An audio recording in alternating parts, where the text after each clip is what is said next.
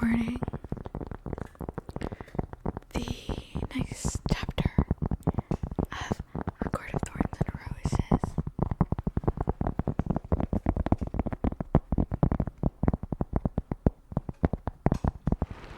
Okay, I'm gonna put this to the side now. I'll probably have a better setup, a better background for next week. As on this Friday, I will be getting some things delivered, and I'll be able to set them up and hopefully have a prettier background for you. But I hope you've been well. It's been a week since we saw each other, over a week actually. So what's new? I'm sure there's been a lot. You've had a busy week probably, and it's been hard, huh? I know. I am also feeling sad that I haven't seen Farah and other characters that we haven't seen yet anyway, because they're not there yet.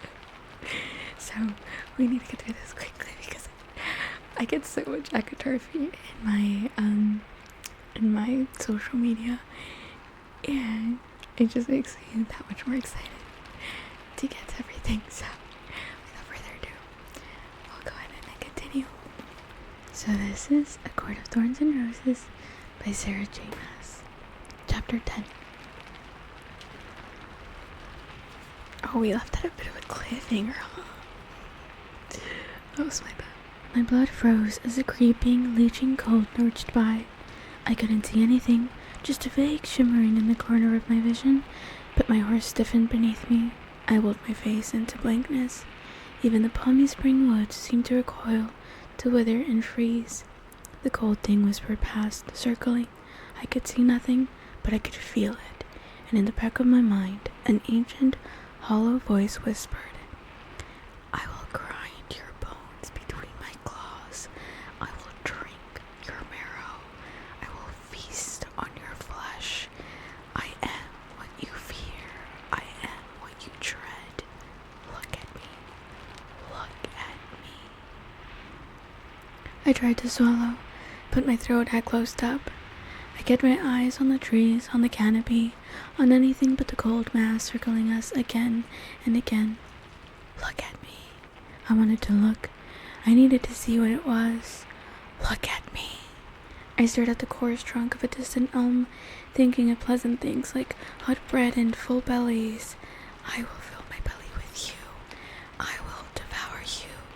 Look at me. A starry, unclouded night sky, peaceful and glittering and endless.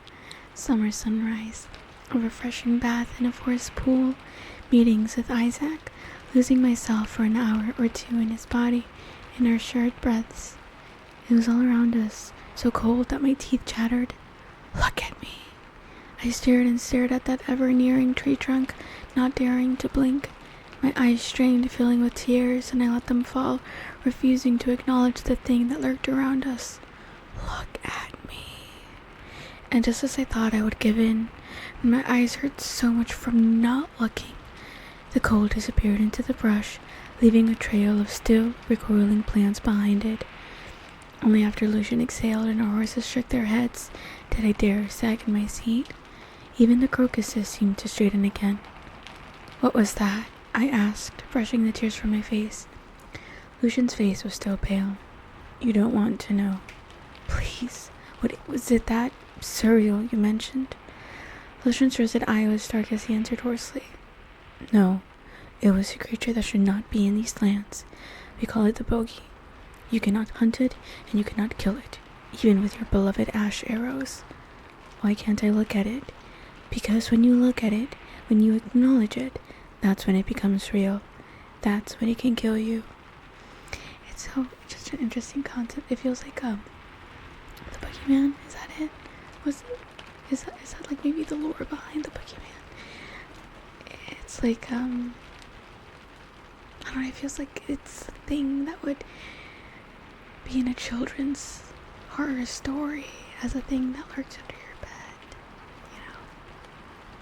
A shiver of spider walked down my spine. This was the Corinthian I'd expected. The creatures that made humans speak of them in hushed tones even now. The reason I hadn't hesitated, not for a heartbeat, when I'd considered the possibility of that wolf being a fairy. I heard its voice in my head. It told me to look. Lucian rolled his shoulders. We'll thank the cauldron that you didn't. Cleaning up that mess would have ruined the rest of my day. He gave me a wan smile. I didn't return it. I still heard the bogey's voice whispering between the leaves, calling to me. After an hour of meandering through the trees, hardly speaking to each other, I'd stopped trembling enough to turn to him. So you're old, I said, and you carry around a sword and go on border patrol. Did you fight in the war? Fine. Perhaps I hadn't quite let go of my curiosity about his eye. He winced. Shit, Farah, I'm not that old. Are you a warrior, though? Would you be able to kill me if it ever came to that? Lucian had to laugh. Not as good as Tam, but I know how to handle my weapons. He patted the hilt of his sword. Would you like me to teach you how to wield a blade? Or do you already know how, oh mighty mortal huntress? If you took down Andres, you probably don't need to learn anything. Only where to aim, right? He tapped on his chest. I don't know how to use a sword. I only know how to hunt. Same thing, isn't it? For me, it's different. Lucian fell silent, considering. I suppose you humans are such hateful cowards that you would have wet yourself, curled up, and waited to die if you known beyond a doubt what Andros truly was. Insufferable, Lucian sighed as he looked me over. Do you ever stop being so serious and dull? Do you ever stop being such a prick? I snapped back. Dead? Really? Truly? I should have been dead for that. But Lucian grinned at me. Much better. Alice, it seemed, had not been wrong. This is why so many people ship them, okay? I don't blame you. You're just wrong if you do after the end of everything. Sorry. Whatever tentative truce we built that afternoon vanished at the dinner table. Tamlin was lounging in his usual seat, a long claw out encircling his goblet. It paused on the lip as soon as I entered, Lucian on my heels. His green eyes pinned me to the spot. Right. I'd brushed him off that morning, claiming I wanted to be alone. Tamlin slowly looked at Lucian, whose face had turned grave. We went on a hunt, Lucian said. I heard, Tamlin said roughly, glancing between us as we took our seats. And did you have fun? Slowly, his claws sank back into his flesh. Lucian didn't answer, leaving it to me. Coward. I cleared my throat. Sort of, I said. Did you catch anything? Every word was clipped out. No. Lucian gave me a pointed cough, as if urging me to say more, but I had nothing to say. Tamlin stared at me for a long moment, then dug into his food, not all that interested in talking to me either. Then Lucian quietly said, Tam. Tamlin looked up, more animal than fey in those green eyes, a demand for whatever it was Lucian had to say. Lucian's throat popped. The bogey was in the forest today. The fork in Tamlin's hand folded in on itself. He said with lethal calm, You ran into it? Lucian nodded. It moved past but came close. Must have snuck through the border. Metal groaned as Tamlin's claws punched out, obliterating the fork. He rose to his feet with a powerful, brutal movement. I tried not to tremble at the contained fury, and how his canines seemed to lengthen as he said, Where in the forest? Lucian told him. Tamlin threw a glance in my direction before stalking out of the room and shutting the door behind him with unnerving gentleness. What is that? Oh, I think it's a fridge. Lucian loosed a breath, pushing away his half-eaten food and rubbing at his temples. Where is he going? I asked, staring toward the door. To hunt the bogey. You said it couldn't be killed, that you can't face it. Tam can. My breath caught a bit. The gruff, high fae half-heartedly flattering me was capable of killing a thing like the bogey, and yet he'd served me himself that first night, offered me life rather than death. I'd known he was lethal, that he was a warrior of sorts, but...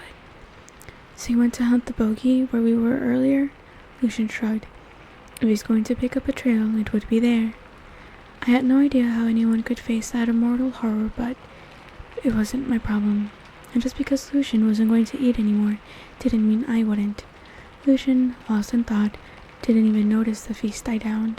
I returned to my room and, awake and with nothing else to do, began monitoring the garden beyond for any signs of Tamlin's return. He didn't come back. I sharpened the knife I'd hidden away on a bit of stone I'd taken from the garden. An hour passed, and still Tamlin didn't return. The moon showed her face, casting the garden below in silver and shadow. Ridiculous, utterly ridiculous to watch for his return, to see if he could indeed survive against the bogey. I turned from the window, about to drag myself into bed, but something moved out in the garden. I lunged for the curtains beside the window, not wanting to be caught, waiting for him, and peered out. Not Tamlin, but someone lurked by the hedges, facing the house, looking toward me. Male, hunched, and the breath went out of me as the fairy hobbled closer, just 2 steps into the light leaking from the house. Not a fairy, but a man. My father. Okay, that's actually where chapter 10 ends, but obviously that actually is way too short. So we're gonna go ahead and continue to chapter 11, okay? So, chapter 11. I didn't give myself a chance to panic, to doubt, to do anything but wish I had stolen some food from my breakfast table as I layered on tunic after tunic and bundled myself in a cloak, stuffing the knife I'd stolen into my boot. The extra clothes in the satchel would just be a burden to carry. My father had come to take me, to save me. Whatever benefits Tamlin had given him upon my departure couldn't be too tempting then. Maybe he had a ship prepared to take us far, far away. Maybe he had somehow sold the cottage and gotten enough money to set us up in a new place, a new continent. My father, my crippled, broken father, had come. A quick survey of the ground beneath my window revealed no one outside, and the silent house told me no one had spotted my father yet. He was still waiting by the hedge, now beckoning to me. At least, Tamlin had not returned.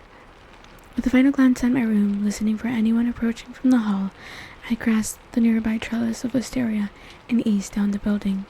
I winced at the crunch of gravel beneath my boots, but my father was already moving toward the outer gates, limping along with his cane. How'd he even got in here? There had to be horses nearby then. He was hardly wearing enough clothing for the winter that would await us once we crossed the wall, but I layered on so much that I could spare him some items if need be. Keeping my movements light and silent, carefully avoiding the light of the moon, I hurried after my father. He moved with surprising swiftness toward the darkened hedge and the gate beyond. Only a few hall candles were burning inside the house. I didn't dare breathe too loudly, didn't dare call for my father as he limped toward the gate. If we left now, if he indeed had horses, we could be halfway home by the time they realized I was gone. Then we'd flee. Flee Tamlin, flee the blight that could soon invade our lands. My father reached the gates. They were already open, the dark forest beyond beckoning. I must have hidden the horses deeper in. He turned toward me, that familiar face drawn and tight, those brown eyes clear for once, and beckoned. Hurry, hurry. Every movement of his hand seemed to shout. My heart was a raging beating in my chest, in my throat. Only a few feet now, to him, to freedom, to a new life. A massive hand wrapped around my arm. Going somewhere? Shit. Tamlin's claws poked through my layers of clothing as I looked up at him in unabashed terror. I didn't dare move, not as his lips thinned and the muscles in his jaw quivered, not as he opened his mouth and I glimpsed fangs, long, throat-tearing fangs shining in the moonlight. He was going to kill me right there and then kill my father. No more loopholes, no more flattery, no more mercy. He didn't care anymore. I was as good as dead. Please, I breathed. My father, your father. He lifted his stare to the gates behind me, and his growl rumbled through me as he bared his teeth. Why don't you look again?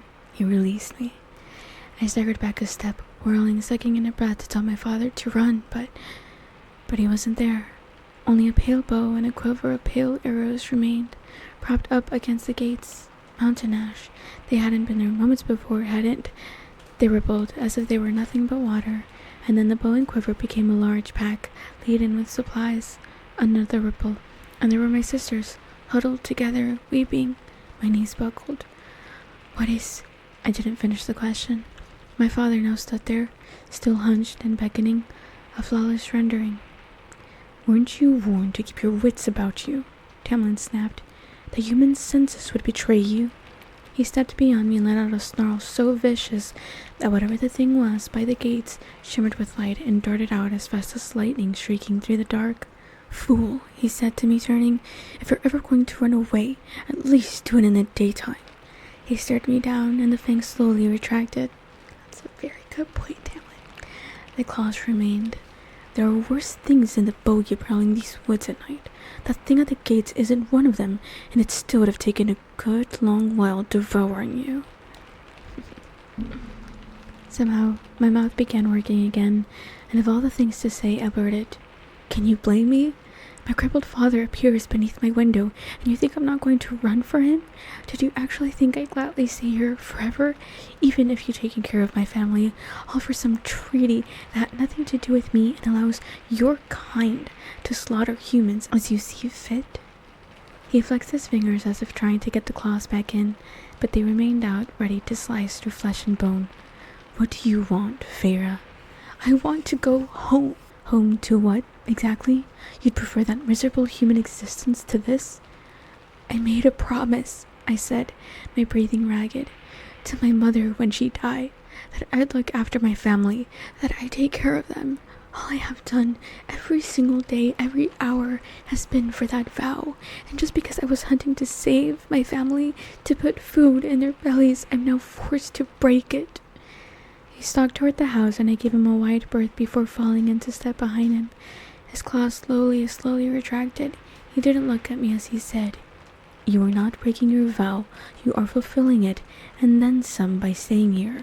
Your family is better cared for now than they were when you were there." Those chipped, miscolored paintings inside the cottage flashed in my vision. Perhaps they would forget who had even painted them in the first place. Insignificant. That's what all those years I'd given them would be. As insignificant as I was to these high fae. And that dream I'd had of one day living with my father with enough food and money and paint. It had been my dream, no one else's. I rubbed up my chest. I can't just give up on them, no matter what you say. Even if I had been a fool, a stupid human fool, to believe my father would ever actually come for me. Tamlin eyed me sidelong. "You're not giving up on them." "Living in luxury, stuffing myself with food, how is that not? They are cared for, they are fed and comfortable." Fed and comfortable. If he couldn't lie, if it was true, then it was beyond anything I'd ever dared hope for. Then, my vow to my mother was fulfilled. It stunned me enough that I didn't say anything for a moment as we walked. My life was now owned by the treaty, but perhaps I'd been freed in another sort of way. We neared the sweeping stairs that led into the manor, and I finally asked, "Lucian goes on border patrol, and you've mentioned other sentries, yet I've never seen one here. Where are they all?" "At the border," he said, as if that were a suitable answer. Then he added, "We don't need sentries if I'm here." Because he was deadly enough. I tried not to think about it, but still I asked, "Were you trained as a warrior, then?" "Yes." When I didn't reply, he added, "I spent most of my life in my father's war band on the borders, training as a warrior to one day serve him or others. Running these lands was not supposed to fall to me." The flatness with which he said it told me enough about how he felt about his current title, about why the presence of his silver-tongued friend was necessary. But it was too personal, too demanding to ask what had occurred to change his circumstances so greatly. So I cleared my throat and said, "What manner of fairies prowl the woods beyond this gate, if the bogey isn't the worst of them? What was that thing?" What I'd meant to ask was, what would have tormented and then eaten me, who are you to be so powerful that they pose no threat to you? He paused on the bottom step, waiting for me to catch up. "A puka. They use your own desires to lure you to some remote place. Then they eat you, slowly. It probably smelled your human scent in the woods and followed it to the house." I shivered and didn't bother to hide it. Tamlin went on, "These lands used to be well guarded.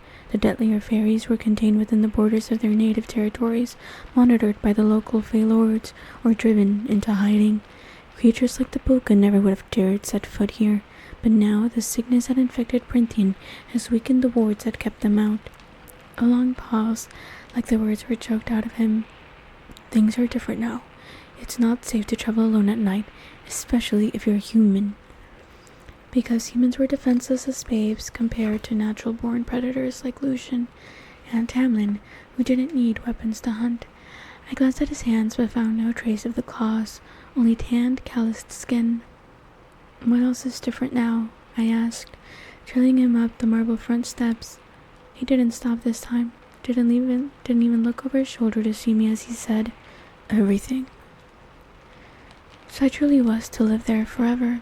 As much as I longed to ensure that Tamlin's word about caring for my family was true, as much as his claim that I was taking better care of my family by staying away, even if I was truly fulfilling that vow to my mother by staying in Corinthian, without the weight of that promise, I was left hollow and empty. Over the next few days, I found myself joining Lucian on Andrus's old patrol, while Tamlin hunted the grounds for the bogey unseen by us. Despite being an occasional bastard, Lucian didn't seem to mind my company, and he did most of the talking, which was fine. It left me to brood over the consequences of firing a single arrow. An arrow. I never fired a single one during those 3 days we rode along the border. That very morning, I'd spied a red doe in the glen and aimed out of instinct, my arrow poised to fly right into her eye, as Lucian sneered that she was not a fairy at least. But I'd stared at her, fat and healthy and content, and then slackened the bow, replaced the arrow in my quiver, and let the doe wander on. I never saw Tamlin around the manor, off hunting the bogey day and night, Lucian informed me. Even at dinner, he spoke little before leaving early, off to continue his hunt, night after night. I didn't mind his absence. It was a relief, if anything. On the third night after my encounter with the puka, I'd scarcely sat down before Tamlin got up, giving an excuse about not wanting to waste hunting time. Lucian and I stared after him for a moment. What I could see of Lucian's face was pale and tight. You worry about him, I said. Lucian slumped in his seat, wholly undignified for a Fey Lord. Tamlin gets into moods. He doesn't want your help hunting the bogey. He prefers being alone and having the bogey on our lands. I don't suppose you'd understand. The puka are minor enough not to bother him, but even after he's shredded the bogey, he'll brood over it. And there's no one who can help him at all. He would probably shred them for disobeying his order to stay away. A brush of ice slithered across my nape. He would be that brutal? Lucian studied the wine in his goblet. You don't hold on to power by being everyone's friend, and among the fairies, lesser and high fae alike, a firm hand is needed. We're too powerful and too bored with immortality to be checked by anything else. It seemed like a cold, lonely position to have, especially when you didn't particularly want it. I wasn't sure why it bothered me so much. The snow was falling, thick and merciless, already up to my knees as I pulled the bowstring back, farther and farther until my arm trembled. Behind me, a shadow lurked. No, watched. I didn't dare turn to look at it, to see who might be within that shadow, observing, not as the wolf stared at me across the clearing, just staring, as if waiting, as if daring me to fire the ash arrow. No, I didn't want to do it. Not this time, not again, but I had no control over my fingers, absolutely none, and he was still staring as I fired. One shot straight through that golden eye, a plume of blood splattering the snow, a thud of a heavy body, a sigh of wind. No, it wasn't a wolf that hit the snow. No, it was a man, tall and well-formed. No, not a man. A high fae with those pointed ears. I blinked, and then my hands were warm and sticky with blood. Then his body was red and skinless, steaming in the cold, and it was his skin, that I held in my hands, and I threw myself awake, sweat slipping down my back, and forced myself to breathe, to open my eyes and note each detail of the night-dark bedroom. Real. This was real, but I could see that high fae male face down in the snow, my arrow through his eye, red and bloody all over from where it cut and peeled off his skin. Bile stung my throat. Not real. Just a dream, even if what I'd done to Andrus, even as a wolf, was. I scrubbed at my face. Perhaps it was the quiet, the hollowness of the past few days. Perhaps it was only that I no longer had to think about hour to hour. Perhaps that I no longer had to think hour to hour about how to keep my family alive, but it was regret, and maybe shame that coated my tongue, my bones. I shuddered as if I could fling it off and kicked back the sheets to rise from the bed. And that was chapter 10 and 11 of A Court of Thorns and Roses.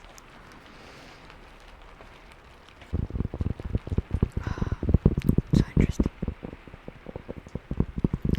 Because now actually humanizes them.